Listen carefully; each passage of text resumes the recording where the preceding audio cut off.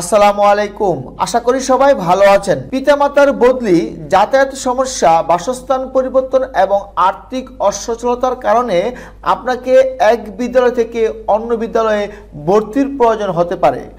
অনলাইনে কিভাবে আপনি টিসির জন্য আবেদন করবেন, মূলত আজকের ভিডিওতে আমরা সেই প্রসেসটি দেখব। চলুন ভিডিওটি শুরু করি। শুরুতে আপনি একটি ব্রাউজার ওপেন করে নেবেন। ব্রাউজারে সার্চ বক্সে গিয়ে টাইপ করবেন গুগল লিখে আপনি সার্চ করবেন। গুগলের সার্চ বক্সে গিয়ে টাইপ করবেন ঢাকা এডুকেশন বোর্ড গভ.বিডি লিখে আপনি সার্চ করবেন। আপনি ঢাকা শিক্ষা বোর্ডের একটি লিঙ্ক পাবেন। আজ আমরা ঢাকা শিক্ষা বোর্ডের আন্ডারে কিভাবে আপনি অনলাইনে ইটিসির জন্য আবেদন করবেন, আমরা সেই প্রসেসটি দেখব। ঢাকা শিক্ষা বোর্ডের ওয়েবসাইটে গিয়ে আপনি লিঙ্কে গিয়ে ক্লিক করবেন। লিঙ্কে ক্লিক করার পর মাধ্যমিক ও উচ্চ মাধ্যমিক শিক্ষা বোর্ড ঢাকার ওয়েব পেজটি চলে আসবে। নিচে গিয়ে দেখতে পারবেন অনলাইন অ্যাপ্লিকেশন, তারপর নিচে গিয়ে আরও দেখতে পারবেন ইটিসিতে গিয়ে আপনি ক্লিক করবেন। ক্লিক করার পর আপনার সামনে একটি ইটিসি অনলাইন কিভাবে আপনি টিসির জন্য আবেদন করবেন সেই পেজটি চলে আসবে। এখন উপরে দেখতে পাবেন নিয়মাবলী।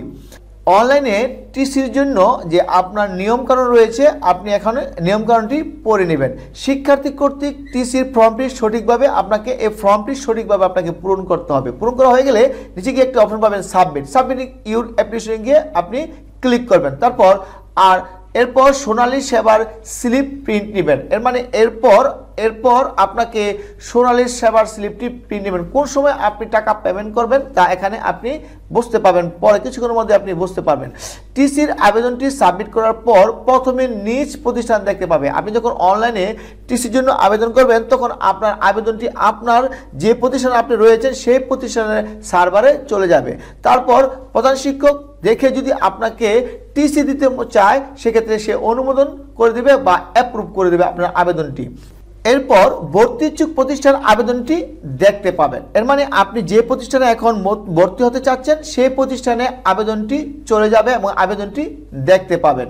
তারপর অনুমোদন করলে আপনি যে প্রতিষ্ঠানে আপনি ভর্তি হতে চাচ্ছেন সেই প্রতিষ্ঠান যদি আপনার ভর্তি করতে চায়, সে যদি আবার অ্যাপ্রুভ বা অনুমোদন করে, সেক্ষেত্রে শিক্ষার্থী বোর্ড ফি জমা দেওয়ার জন্য একটি SMS পাবেন। মানে আপনার দুই প্রতিষ্ঠানের প্রধান যদি আপনার আবেদনটি অ্যাপ্রুভ করে, তখন আপনি একটি মেসেজ পাবেন। অতঃপর বোর্ড কর্তৃক আবেদন চূড়ান্ত অনুমোদনের পর শিক্ষার্থী আরেকটি SMS পাবেন।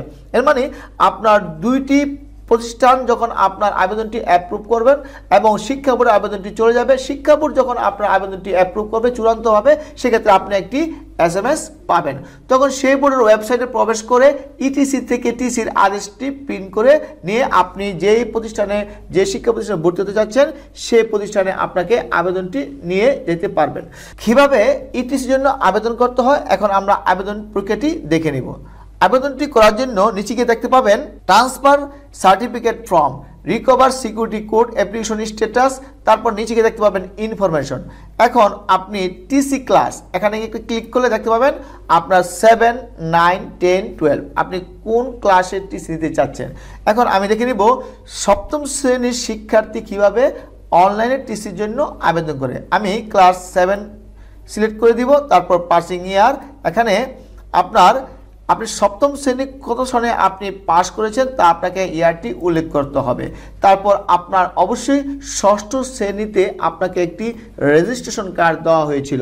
সপ্তম শ্রেণীতে নয়, ষষ্ঠ শ্রেণীতে আপনাকে একটি রেজিস্ট্রেশন কার্ড দেওয়া হয়েছিল। রেজিস্ট্রেশন কার্ডে অবশ্যই আপনার একটি রেজিস্ট্রেশন নাম্বার এবং আইডি অথবা রুল নাম্বার রয়েছে। সেই রেজিস্ট্রেশন নাম্বার এবং আইডি অথবা রুল নাম্বারটি আপনাকে বক্সে টাইপ করে দেওয়া হয়ে গেলে অটোমেটিক আপনার সার্ভার থেকে আপনার নাম, পিতার নাম, মাতার নাম এগুলো তথ্য চলে আসবে।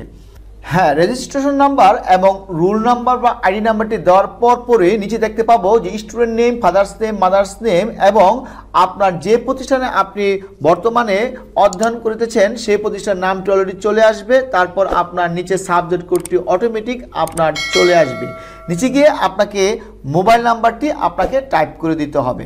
মোবাইল নাম্বারটি দেওয়া হয়ে গেলে নিচে গিয়ে দেখতে পাবেন যে কারেন্ট ইনস্টিটিউট, মানে আপনি বর্তমানে যে প্রতিষ্ঠানে অধ্যয়নরত সেই প্রতিষ্ঠানের নামটি অটোমেটিক আপনার চলে আসবে। এরপর ডান পাশে গিয়ে দেখতে পাবেন টিসি ইনস্টিটিউট, মানে আপনি এখন যে প্রতিষ্ঠানে ভর্তি হতে চান সেই প্রতিষ্ঠানে আপনাকে সিলেক্ট করে দিতে হবে।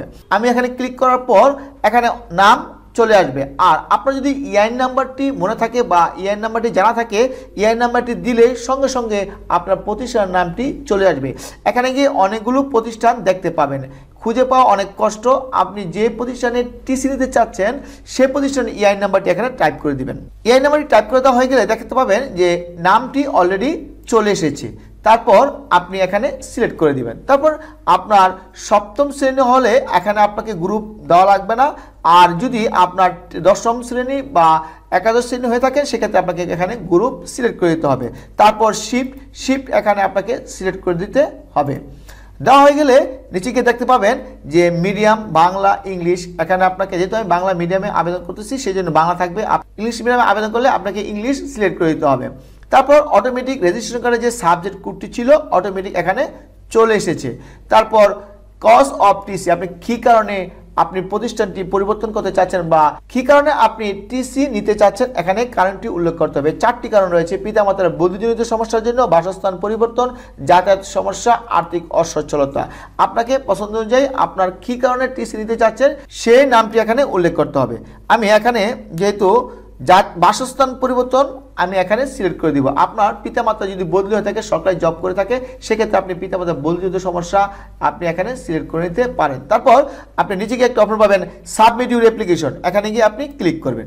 ক্লিক করলে দেখতে পাবেন যে আপনার কিছুক্ষণের মধ্যে একটি মেসেজ চলে আসবে, আবেদনটি সাবমিট হয়েছে, সোনালী সেবার স্লিপ প্রিন্ট নিয়ে রাখুন। মানে আপনার যখন আবেদনটি হয়েছে তখন আপনি এখন সোনালী সেবার স্লিপটি প্রিন্ট নিয়ে রাখুন। উভয় প্রতিষ্ঠান অনলাইন অনুমোদন করার পর ওই স্লিপটি নিয়ে সোনালী ব্যাংকে ফি জমা দিতে হবে। শিক্ষার্থী প্রদত্ত মোবাইলে সোনালী সেবার টাকা জমা দেওয়ার জন্য একটি SMS পাবেন। মানে আপনি যখন আবেদন করেছেন এখন আপনার আবেদনটি 2টি প্রতিষ্ঠানে অলরেডি আপনার চলে গিয়েছে। এখন আমরা নিচে দেখতে পাবো transfer certificate from print transfer certificate application. এর মানে এখানে আপনি যে আবেদন করেছেন এখানে আবেদনটি অলরেডি চলে এসেছে। তারপর প্রিন্ট ট্রান্সফার সার্টিফিকেট ইনফরমেশন, আপনি এখানে ক্লিক করলে আপনার আবেদনটি অলরেডি দেখতে পাবেন এবং আপনি প্রিন্ট নিয়ে নিতে পারবেন। আপনি যে অনলাইনে আবেদন করেছেন আপনার আবেদনটি কিন্তু 2টি প্রতিষ্ঠানে জমা হয়েছে এবং 2টি প্রতিষ্ঠানের হেডমাস্টার বা প্রধান শিক্ষক আপনার আবেদনটি অ্যাপ্রুভ করবে। আমি দেখতে পাচ্ছি যে আমার প্রতিষ্ঠানে আপনার আবেদনটি চলে এসেছে। বলছে যে নামটি অলরেডি চলে এসেছে, মোবাইল নাম্বার আর সাবজেক্ট কোড, গ্রুপ এবং ভার্সন ফ্রম ইনস্টিটিউট। আপনি যে প্রতিষ্ঠানে অধ্যয়নরত হচ্ছেন সেই প্রতিষ্ঠানের নামটি বামে দেখতে পাচ্ছি।